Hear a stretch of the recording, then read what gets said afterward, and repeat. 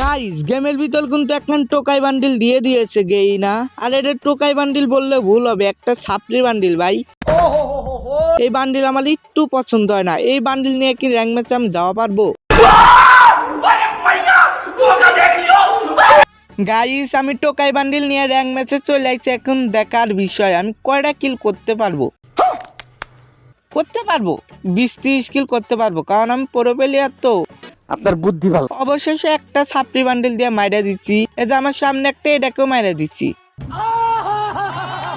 Guys আমার যে game পেলে 2 কিল করছি এই সাপ্লি বান্ডিল দিয়া, কোন মিয়াকে আমাকে পছন্দ করবে? আমার যে গেম পেলে প্যারি সমাজ গেই, জানি কোন মিয়া পছন্দ করবে না, তাও ভাই বলি বটমট মানুষ ভাই, একা একা গেম খেলতে ভাল লাগে না, বুঝছেন ভাই।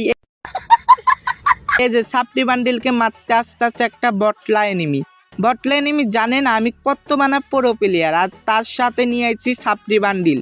আমি প্রো প্লেয়ার, এটা সাপ্লি বান্ডিলও জানে। কন্ট্রোল। অবশেষে সাপ্লি বান্ডিল নিয়ে পিকের মাঠে চলে আইছি, আর পিকের মাঠে আস্তে আস্তে একটা বটলা এনিমি পেয়ে গেছি, আর ইজিলি মেরে দিয়েছি সাপ্লি বান্ডিল দিয়ে।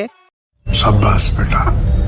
সাপ্লি বান্ডিলকে কোন এনিমি জানি মারতাছে, বটলা এনিমি এক বিসি চালাইতেছে বটলা।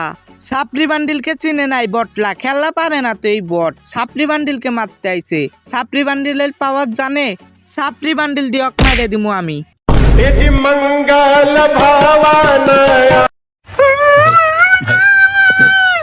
আরে ভাই ভুলবশত মরে গেছি, সাপ্লি বান্ডিলের পাওয়ার জানে না, আবার ল্যান্ডিং করছে ওই শালাক মারমু বলে।